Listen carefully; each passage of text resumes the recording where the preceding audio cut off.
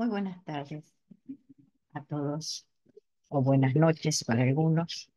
Em, bueno, aquí hoy he salido para hablar sobre la historia del pueblo persa, hecho que se está hablando mucho en estos momentos debido a las situaciones que están sucediendo en el mundo.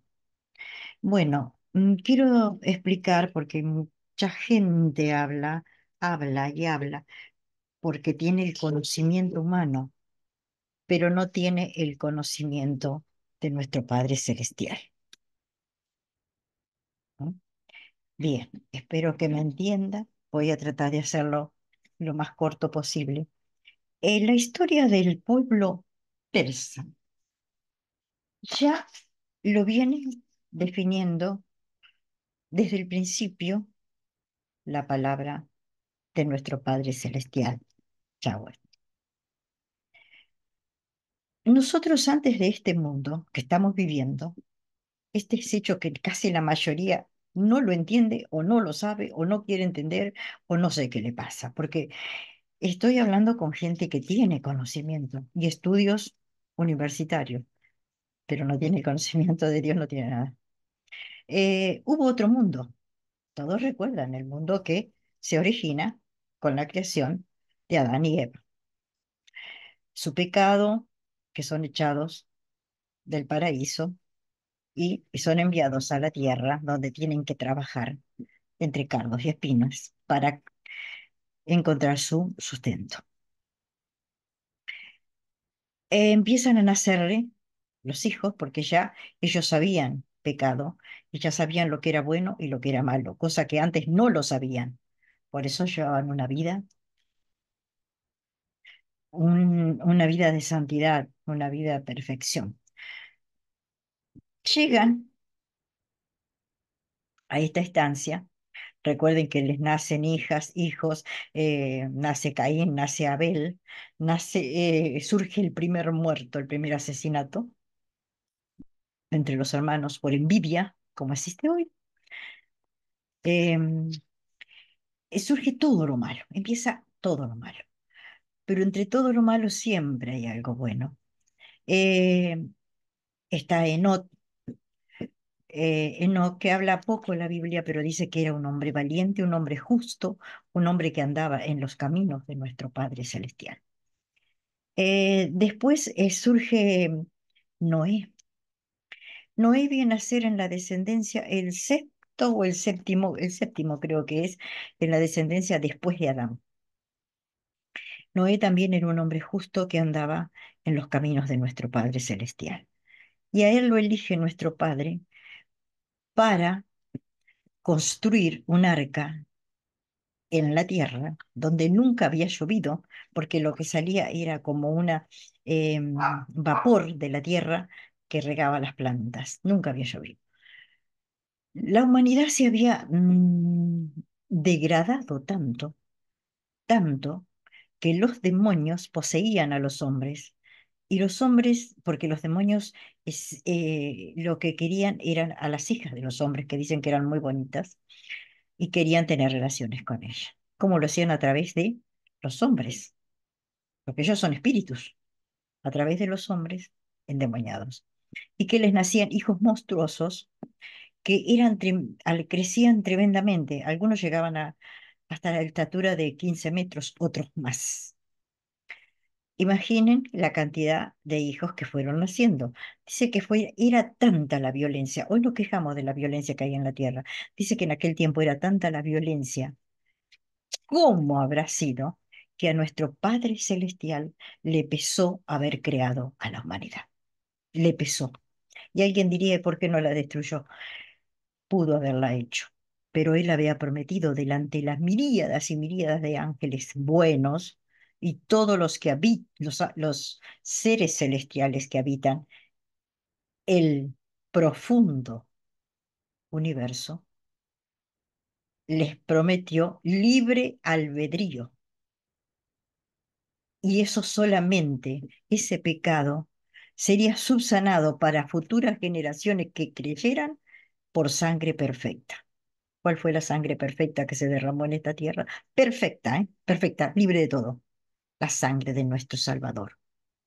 Cristo, como le dice, Yahshua HaMashiach, como es su verdadero nombre, y lo va a exigir ahora que ya está a punto de bajar a la tierra. Bien,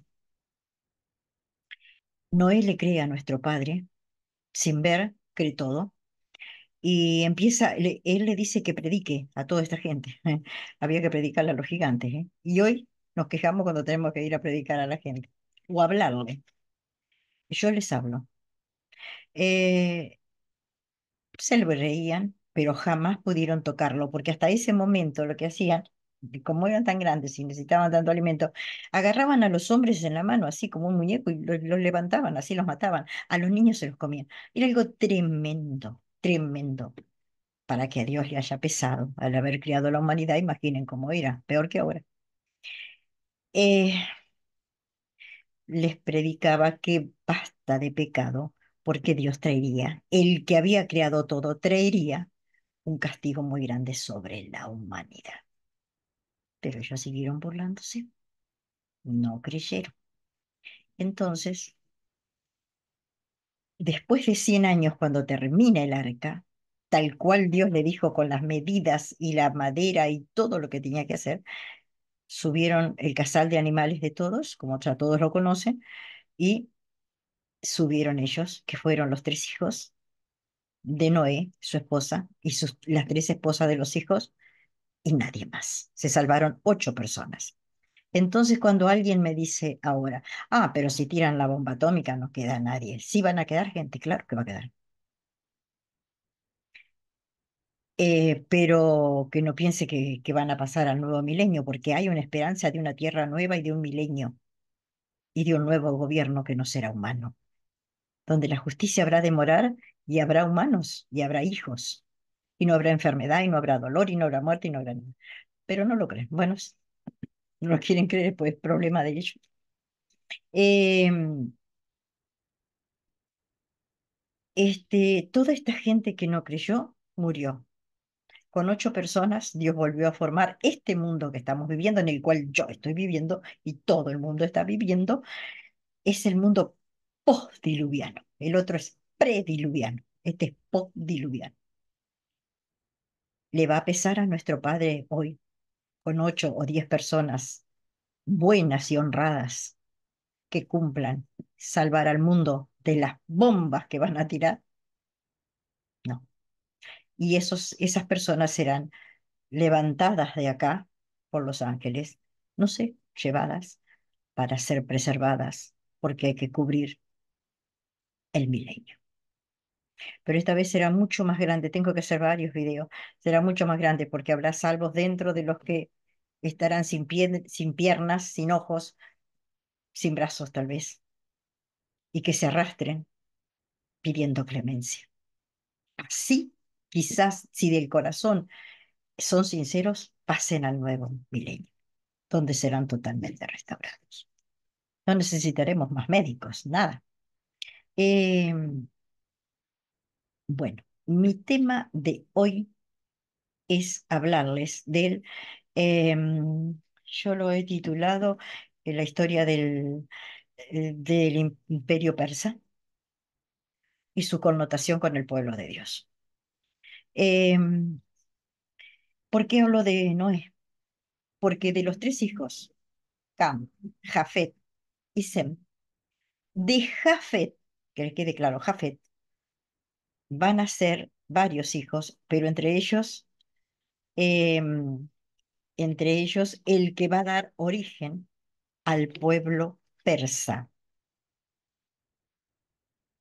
Y tiene un nombre, Madai, es Madai. Madai es el que va a dar origen al pueblo persa, o sea, el nieto vendría a ser de Noé. Dice que los hijos se fueron dispersando a medida que la tierra seca estaba, se fueron dispersando por distintos lugares. Madai ocupó las zonas desde la India hasta lo que hoy es Persa. Madai, más los hijos de Madai y todo lo que fueron formando todo, porque recuerden que antes se tenía 10 hijos como nada. Bueno, fueron poblando todos esos lugares, desde la India hasta lo que hoy es Persia. Lo que es Irán, yo le digo el imperio persa. Bueno, es lo mismo. Eh, Toda esa zona estaba ocupada por los hijos de Jafet, los nietos, etcétera, etcétera. Pero a su vez también los hijos de Sem andaban por la zona y se juntaron. En el punto de justo de Irán se juntaron y van a formar así juntos ese imperio de los medos y los persas, que no son nada lejanos en familia, son todos familia, porque son todos tienen todos el mismo ADN, hermanos, primos, todos, pero unos eran más valientes que otros. Bueno, paso ahora a hablar sobre el primer imperio del mundo, que fue el imperio babilónico. Para todos, primer año, secundario, historia antigua. Los que tuvieron una buena profesora deben de acordarse. El primer imperio va a ser el imperio babilónico, cuyo rey era Nabucodonosor, muy poderoso en armas, en todo. En ese tiempo ya estaba Jerusalén edificada y estaba edificado el primer templo de Jerusalén, el templo de Salomón, que era oro, todo bañado en oro por dentro, y los utensilios que se utilizaban para los sacrificios del templo eran de oro. Pero, ¿qué pasaba con los escogidos del pueblo de Dios? Se habían vuelto totalmente idólatras. Hacían lo mismo que hacían los vecinos, que no tenían un Dios como ellos, que les había dado una ley. No, se olvidaron de la ley, hacían de todo, de todas las aberraciones habidas y por haber. Entonces nuestro Padre Celestial decide entregarlos en las manos de el ejército de Nabucodonosor, que es el que lo invade, es el que va a destruir el templo y se los lleva cautivos a Babilonia por 70 años. Los que quedan muy mal, destrozados, sin nada, el templo queda destrozado y ellos van como esclavos durante 70 años. Entre ellos va a ir el profeta Jeremías, que es el que les había avisado, y el profeta Daniel y sus compañeros, que eso es otra historia. Muy bien, ahí estaban en Babilonia como esclavos. Tanto es así que les nacen hijos, hijos que van a nacer, judíos que van a nacer en Babilonia y que después no van a querer volver, van a querer quedarse. Eh, Pero da la casualidad que no voy a hablar de Babilonia porque es otro tema largo de historia. em, en ese momento, los medos y los persas se habían unido, habían vencido a muchos pueblos y querían tomar Babilonia, pero les impedía el río Éufrates, que pasaba por debajo de la ciudad, las murallas de la ciudad, y abastecía de agua a la ciudad. ¿Qué hicieron ellos? De a poco fueron desviando el cauce del río, desviando, desviando, desviando, hasta que llegan a que el río se seca. Y una noche, por más que estaban cerradas las puertas y todo, por el cauce del río entran a Babilonia. Los agarran en la noche, los vencen, se apoderan del imperio babilónico y de los judíos que allí se encontraban. Bien,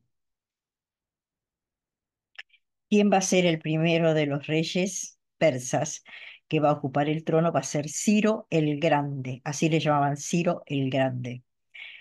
Los judíos son muy bien tratados, todo lo contrario, muy bien tratados, nada de ser apaleados ni de ser esclavizados. No, no, no, son bien tratados.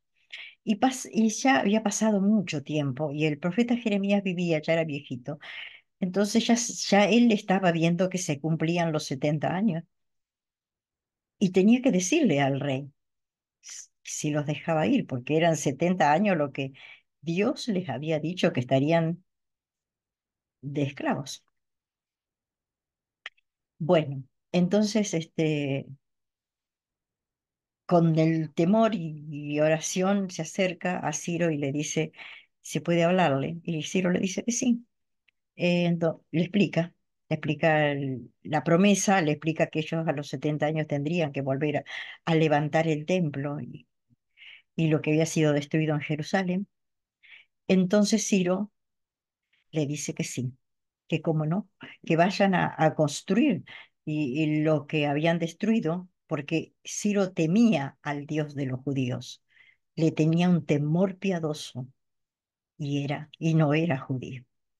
Entonces le devuelve los utensilios de oro, le da oro, plata y le pide a todas las naciones cercanas que les den oro y plata y que les den ofrendas para que esta gente pueda levantar el templo, cosa que les fue muy difícil porque tuvieron que luchar mucho con los pueblos vecinos, muchísimo. Esto lo narra Esdra, lo narra el profeta Isaías. Les fue muy difícil, pero ellos pudieron salir y salieron desde el imperio persa hacia su tierra, que era Jerusalén en ese momento. Eh,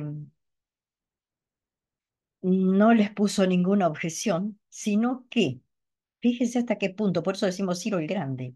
Ciro mandó hacer un decreto que está en, en el libro de Esdra, capítulo 1 del 1 al 3 al 4 creo que, ahí él hace un decreto en el cual dice que los dejará libre y les dice que a todos les pide que les den, les ayuden al pueblo judío. Y este decreto fue dicho a voces, gritando, y también fue escrito y firmado y sellado por el rey persa Darío.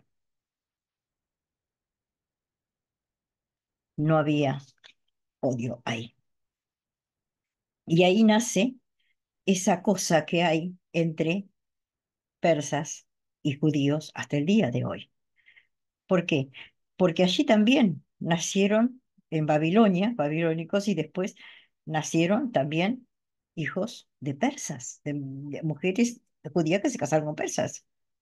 Hasta el día de hoy hay judíos en Irán. Entonces no digamos las cosas, contemos la historia como es, no como no es. Ciro el Persa, después está Darío el Grande, que también es el que ayuda a que no sea destruido el pueblo judío cuando se hace un decreto para ser destruido. ¿Por qué? Porque en ese tiempo una de las mujeres judías, Esther, se había casado con el rey de Persia y es ella la que salva a su pueblo.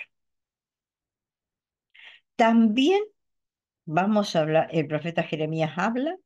Esdra, Esdra que es el que habla de las vicisitudes que tienen para volver a formar el templo, segundo templo, de lo que han pasado y de la ayuda que le da, incluso cuando estaban formando el templo, creando el templo, que con una mano yo siempre me quedé pensando en eso, él llama a los hombres más fuertes de los judíos y le dice, mientras uno con una mano pongan la piedra y con la otra sostengan la espada. Así, así fueron poniendo las piedras en el templo que fue roto, porque el que hay ahora no es el templo, aquel es una muralla romana. Con una mano ponían las piedras y con la otra la espada para pelear contra los vecinos que no los dejaban. Los atacaban totalmente, no los dejaban en paz, hasta que en ese momento se entera el rey de Persia y envía tropas para que los ayuden. Es decir, que si vamos a ver la psicología del pueblo iraní, es un pueblo de muy buen corazón, un pueblo que no es lo que nos han pintado, no, no, no.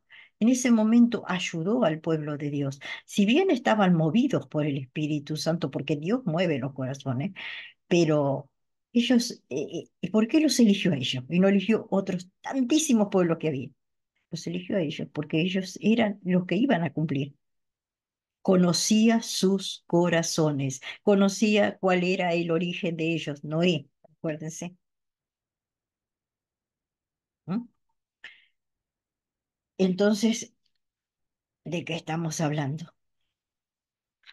No estoy defendiendo a nadie, estoy contando la historia.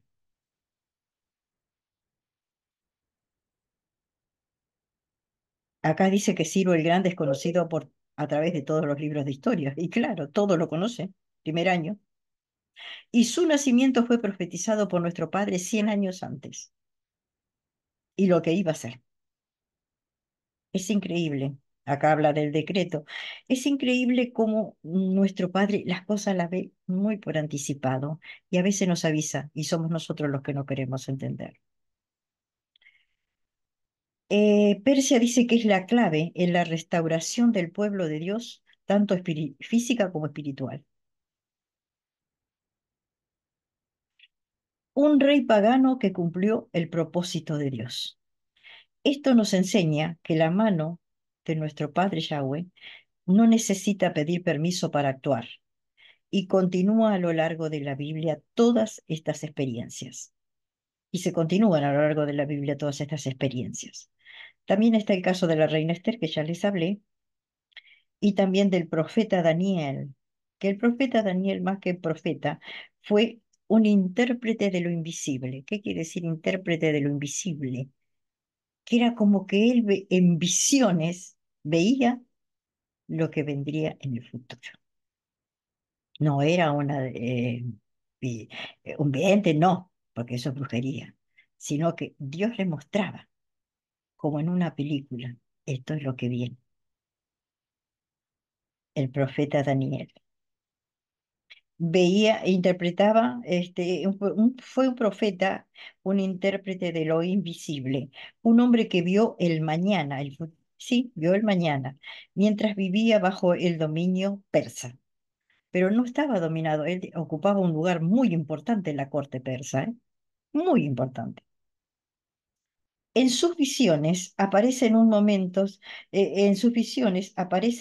decisivos y cruciales de la humanidad, em, tanto en la parte física como en lo espiritual. Él ve cosas. Primero ve un oso que se levanta, representando, ¿a qué representa ese oso? Que se levanta más de un lado que del otro. Representa al imperio persa, medo-persa, porque los medos después fueron derrotados y quedaron los persas. Hay que interpretar las cosas, sí. Después ve un carnero con dos cuernos que avanza en todas las direcciones, dominando sin resistencia. Eso significaba, entonces, que dominaba sin resistencia, significaba que pronto el imperio persa tomaría el control. Tanto el oso como el carnero no son más que figuras apocalípticas, también retratos fieles del poder militar y político de la época. Bueno, vuelve a nombrar a los medos y a los persas aquí. Em, a los medos y a los persas, y que surgiría el imperio, el que más fuerza tendría sería el imperio persa. En cuanto al pueblo judío, podemos encontrar la connotación de todo esto en Ezequiel 38. Ahí habla que otra vez el pueblo judío vuelve a ser infiel a nuestro Padre y cómo nuestro Padre le habla ahí, que lo va a volver a dejar. Las naciones pueden ser elegidas por nuestro Padre, tanto para edificar como para confrontar. El Irán actual es el heredero directo del imperio persa y se ve involucrado en una trama profética que trasciende cualquier titular de prensa. La historia Todos sabemos que es cíclica, va y vuelve. Y Persia entra en la misma en momentos muy confusos, muy profundos y muy decisivos. En la antigüedad simbolizaba restauración, Persia, restauración. En estos últimos días representa oposición. Eso no significa que el pueblo persa sea malo o sea maldecido, no, sino que el escenario profético exige que ciertas piezas del ajedrez, ciertas piezas, estén en posición. La coalición descrita en Ezequiel 38, ahí habla de una coalición de varias naciones, descrita en Ezequiel, no es solo geopolítica, no, es espiritual. Una coalición del plan de Dios, que Irán terminará sirviendo a esas profecías y a su cumplimiento. Ahora, esto nos hace reflexionar nuevamente que el Irán moderno lleva consigo el peso y la amenaza a su nación, ya que fue instrumento del Padre Celestial y puede ser pieza clave en el tablero escatológico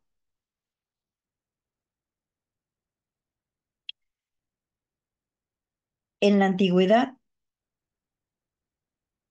como en lo moderno. Se une todo el tiempo, tanto lo antiguo como lo moderno se une todo el tiempo. Es increíble. La misma región donde supo reinar Ciro puede ver el cumplimiento de Ezequiel 38. ¿Acaso el papel de Irán ya ha terminado? No. Todavía el papel de Irán ante Dios, no ha terminado. Irán siempre aparece en en momentos decisivos, incluso en los textos del Antiguo Testamento y en la visión del fin de los tiempos. Siempre activa Irán el plan de Dios y cumple su propósito. Siempre está cumpliendo su propósito. Piensa, si Dios usó a Ciro para liberar a su pueblo, a Esther para salvar a su pueblo, y mostró a Daniel las acciones del imperio medo-persa antes que sucedieran, ¿no será que el Irán de hoy forma parte de algo que aún se está desarrollando? Tal vez las acciones actuales, los conflictos, no solo son frutos de la geopolítica, quizás estén alineados, quizás estén alineados con el reloj profético.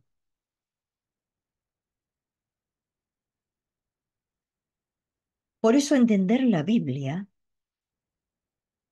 no es solo cuestión de fe, sino también de discernimiento histórico, conocer la sazón de los tiempos históricos a cabalidad, no por arriba. Y con pruebas. Se han encontrado más pruebas los arqueólogos de todo esto que estoy hablando. Más tablas de arcillas han encontrado y escritos en piedras. Irán carga consigo un legado espiritual que atraviesa milenios, milenios. y que aún puede sorprender al mundo. Quien lee las escrituras percibe que Dios no actúa solo.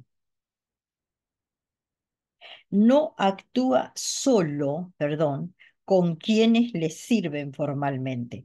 Actuar solo puede actuar solo. No solo con quienes le sirven formalmente. ¿Quiénes le sirvieron formalmente? Su pueblo,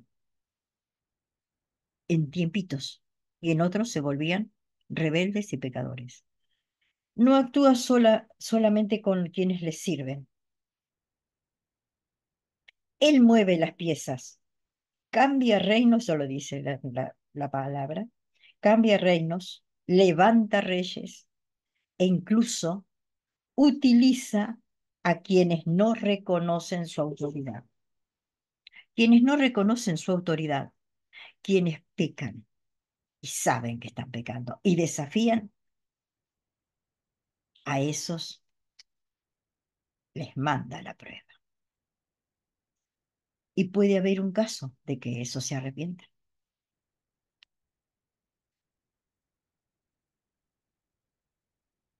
A quienes no reconocen su autoridad. Irán a lo largo de toda la historia bíblica, de toda la historia bíblica, fue una de esas piezas. Siempre ha cumplido como aquella nación que Dios puso ahí para ayudar a su pueblo. Vaya si le mandó ayuda. A veces era para libertar a su pueblo, a veces como opositor, pero siempre presente. 70 años de los judíos, 70 años los judíos fueron cautivos en Babilonia. Eso estaba profetizado por el profeta Jeremías. ¿Quién libera al pueblo? ¿Quién libera a ese pueblo? Ciro el Grande o Ciro el Persa. Y esa profecía fue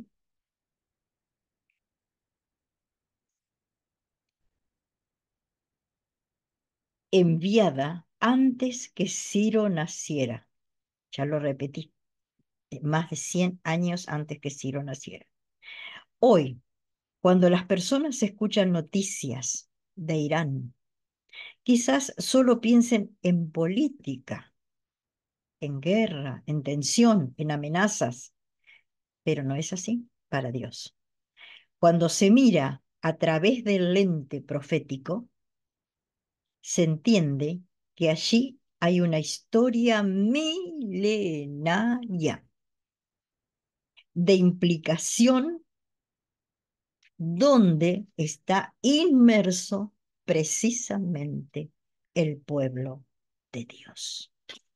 Precisamente el pueblo de Dios. ¿Por qué?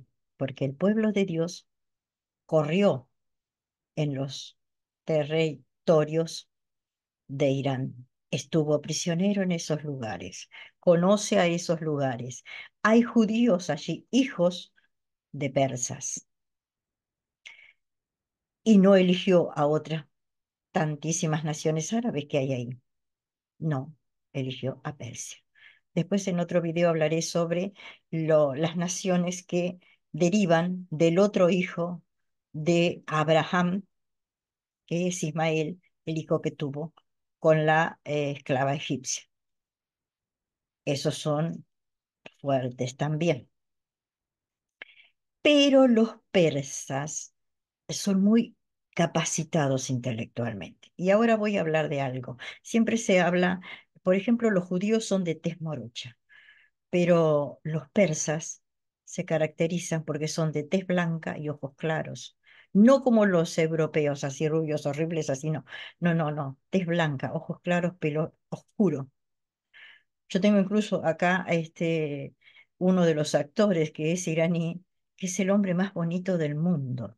Tiene los ojos color del mar, el cabello oscuro y la tez blanca. Las mujeres no pueden ser más bellas. Cuando son de otra, con otra cruza, sí salen de otra forma. Pero las personas más bonitas son las persas. Mucha gente está equivocada y dice, no, los más bonitos son los árabes. No, los árabes no son nada lindos. Los lindos son los persas.